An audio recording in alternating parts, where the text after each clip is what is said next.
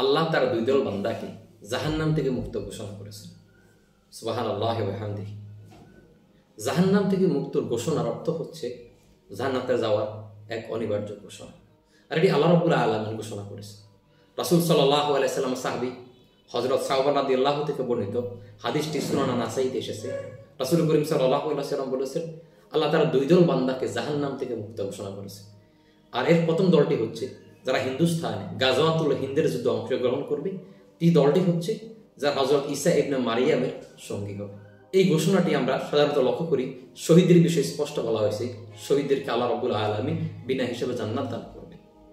বদরের সাহাবী যাদেরকে আল্লাহ তাআলা জাহান্নাম থেকে মুক্ত ঘোষণা করেছেন, বদর যুদ্ধের পরে এটি এক মহিমান্বিত জিহাদ, যে জিহাদে আল্লাহ তাআলা শুধুমাত্র গাজী হলে শহীদ হওয়া লাগবে না, শুধু বলেছে যে যুদ্ধে যারা অংশগ্রহণ করবে তাদেরকে জাহান্নাম থেকে মুক্ত ঘোষণা করবেন। আর অপর দলটি হচ্ছে যারা ঈসা ইবনে মারিয়াম এর সঙ্গী হবে।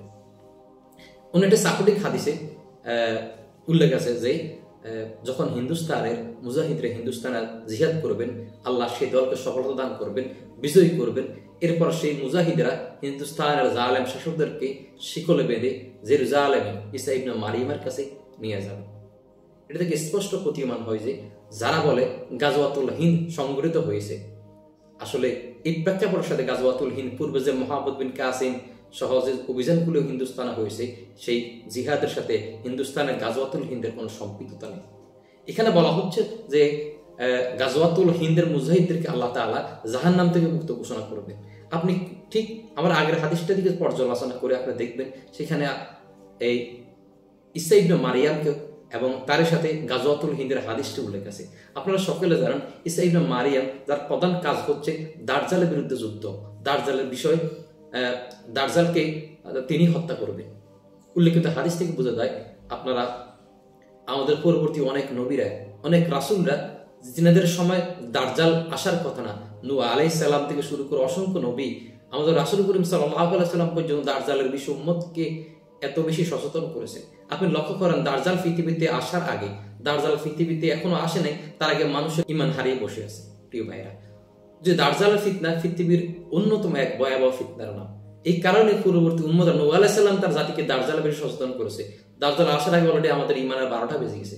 যদি দাজ্জাল আসে তাহলে জানি কি অবস্থা হবে। প্রতি 10 জন আমরা সকালে, আল্লাহ রাসূল বলছে সকালে ঈমান আনলে বিকেলে কাফের, বিকেলে আনলে রাত্রে কাফের। সে দাজ্জালের সাথে গাজওয়াতুল হিন্দের সংশ্লিষ্ট হাদিস প্রমাণ করেছে এটি এক কষ্ট কাঠিন্য যুদ্ধ, এক ভয়াবহ জিহাদ হবে। বিশেষ করে বাংলাদেশের জন্য এই মুসলমান ভূখণ্ডের মুসলমানদেরকে গাজওয়াতুল হিন্দের সর্বোচ্চ নজরানা পেশ করতে হবে। প্রিয় শ্রোতাবৃন্দ, আমাদের অনেকে প্রশ্ন করে যে গাজওয়াতুল হিন্দ কখন হবে, এর সূচনা কখন হবে, কিভাবে হবে।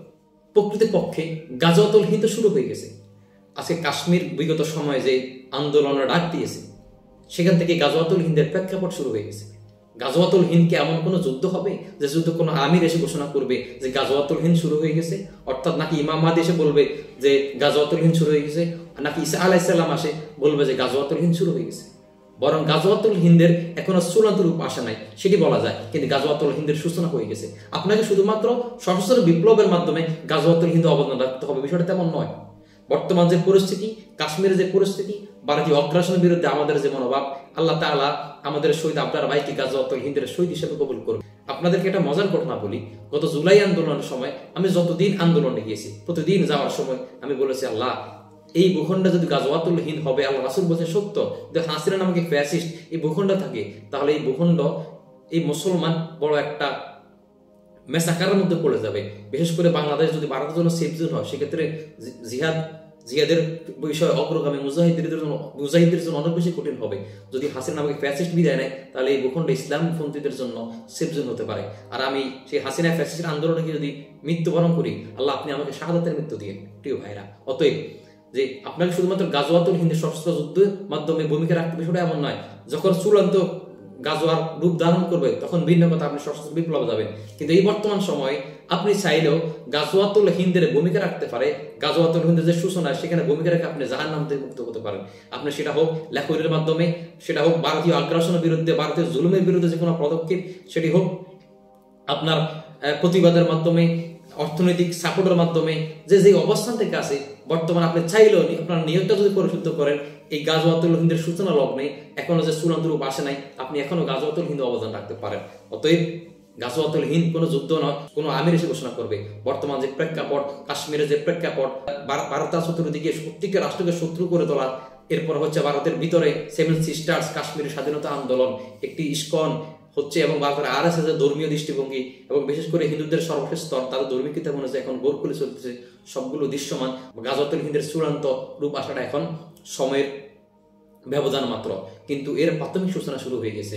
এখন আমরা যারা এই ভারতের বৈষম্য বিরোধী, ভারতের আগ্রাসন বিরোধী পদক্ষেপ আমরা প্রতিবাদ করতেছি লেখনের মাধ্যমে, অর্থনৈতিক সহায়তার মাধ্যমে, ইসলামিক মুভমেন্টের মাধ্যমে ভারতে আগ্রাসন রুখতেছে পদক্ষেপ, এগুলো গাজওয়াতুল হিন্দের অংশ। আশা করি আমাদের এই নিয়তের কারণে, আমাদের এই বোধগম্যতার কারণে আল্লাহ রাব্বুল আলামিন আমাদেরকে এই সময়ে আমাদের এই ত্যাগকে গাজওয়াতুল হিন্দের অংশ হিসেবে এবং চূড়ান্ত গাজওয়ায় আমাদেরকে শহীদ হিসেবে কবুল করতে পারবেন। আবু হুরায়রা রাদিয়াল্লাহু থেকে বর্ণিত, রাসূল করিম সাল্লাল্লাহু আলাইহি ওয়াসাল্লাম বলেছেন যে আল্লাহর রাসূল আমাদেরকে গাজওয়াতুল হিন্দের অংশগ্রহণ হিসেবে প্রতিশ্রুতি দিয়েছেন। কাজেই আমি যদি সেই যুদ্ধ অংশগ্রহণ করি, সেই যুদ্ধ পেয়ে যাই, আমি আমার জীবনের সকল অর্থ, সম্পদ, শ্রম সবকিছুই গাজওয়াতুল হিন্দের যুদ্ধে ব্যয় করে দিব। আর আমি যদি গাজওয়াতুল হিন্দের গাজী হয়ে ফিরে আসি, তাহলে আমি হব জাহান্নাম থেকে মুক্ত আবু হুরায়রা। আর যদি আমি শাহাদাত বরণ করি, তাহলে আমি হব জান্নাতের সর্বশ্রেষ্ঠ শহীদদের অন্তর্ভুক্ত। আল্লাহ রাব্বুল আলামিন এই মহিমান্বিত জিহাদে আমাদেরকে অন্তর্ভুক্ত করার তৌফিক দান করুক।